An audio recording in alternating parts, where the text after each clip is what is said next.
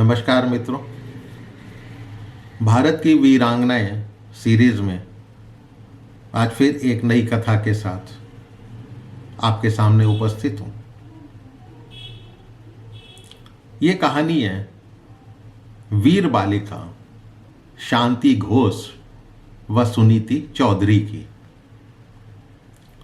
शांति घोष और सुनीति चौधरी त्रिपुरा की थी। आजकल त्रिपुरा भारत का एक अलग राज्य कहलाता है, पर उन दिनों की जब बात है तो ये बंगाल का एक जिला तथा उसका एक मुख्यालय कोमिल्ला होता था। वहाँ का एक क्रूर जिलाधीश स्टीवेंस के अत्याचारों से पूरा जिला थर्राता था। क्रांतिवीरों को वो बहुत बड़ी सजा देता था, अतः क्रांतिकारियों ने उसे ही मजा चखाने का निश्चय किया। यह काम आसान नहीं था, क्योंकि वो बहुत कड़ी 2 स्तरीय सुरक्षा में रहता था।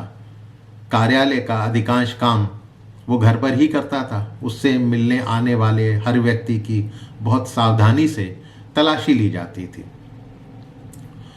उन दिनों कोमिल्ला के फैजनुसा गर्ल्स हाई स्कूल की प्रधानाचार्या श्रीमती कल्याणी देवी थीं। वो सुभाष चंद्र बोस के गुरु वेणी माधव दास की पुत्री थीं। उनकी छोटी बहन वीणा दास बंगाल के गवर्नर स्टैनली जैक्सन के वध के अपराध में 13 वर्ष का कारावास भोग रही थीं।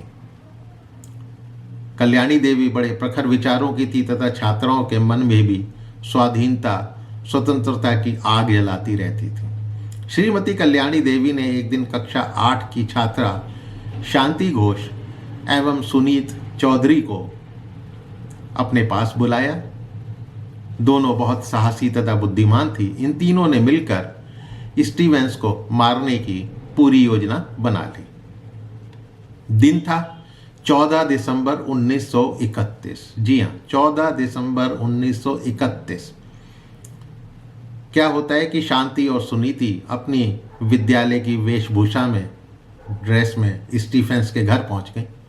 दोनों ने अपने कपड़ों में भरी हुई पिस्तौल छिपा रखी थी। द्वार पर तैनात संतरी के पूछने पर उन्होंने कहा कि हमारे विद्यालय की ओर से 3 मील की तैराकी प्रतियोगिता हो रही है। इसमें हमें जिलाधीश महोदय का सहयोग चाहिए। उन्होंने जिलाधीश महोदय के लिए एक प्रार्थना पत्र भी उसे दे दिया। संतरी ने उसे रोका कि भाई तुम यहीं ठहरो, और वो पत्र जाकर स्टीवेंस को दे आया। तो स्टीवेंस ने उन्हें मिलने की अनुमति दे दी। जैसा होता है, उनके बस्तों की तो ठीक से तलाशी हुई, लेकिन लड़कियां थीं, इसलिए उनके शरीर की तलाशी नहीं ली गई। अंदर जाकर दोनों ने जिलाधीश का अभिवादन कर उनसे ये आदेश करने को कहा कि तैराकी प्रतियोगिता के समय नाव, स्टीमर, मोटर बोट आदि नदी से ना निकलें, जिससे प्रतियोगिता ठीक से संपन्न हो जाए। तो स्टीवेंस ने कहा कि इस प्रार्थना पर तुम्हारे विद्यालय के प्रधानाचार्य के हस्ताक्षर नहीं, पहले उनसे आप रिकमेंड करा लो, फिर मैं अनुमति दे दूंगा।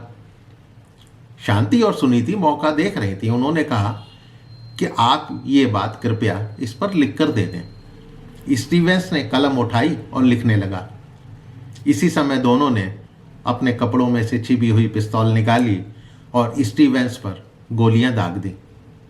गोली की आवाज़ सुनते ही बाहर खड़े संतरी और कार्यालय में बैठे लिपिक आदि अंदर दौड़े, पर तब तक तो स्टीवेंस का काम तमाम हो चुका था। सबने मिलकर दोनों बालिकाओं को पकड़ लिया। सब लोग डर से कांप रहे थे, पर शांति और सुनीति अपने लक्ष्य की सफलता पर प्रसन्न थी। दोनों को न्यायालय में प्रस्तुत किया गया।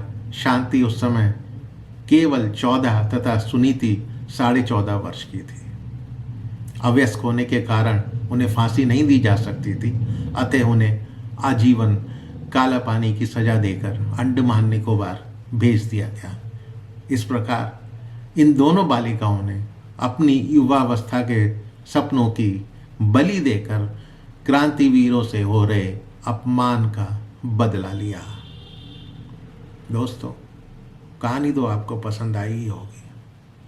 चाहता हूँ कि आपने बच्चों को सुनाएं, अपने इष्ट मित्रों से शेयर करें, हो सके तो मेरे चैनल को भी सब्सक्राइब करें। फिर मिलता हूँ किसी अगली वीर गाथा के साथ। तब तक के लिए नमस्कार।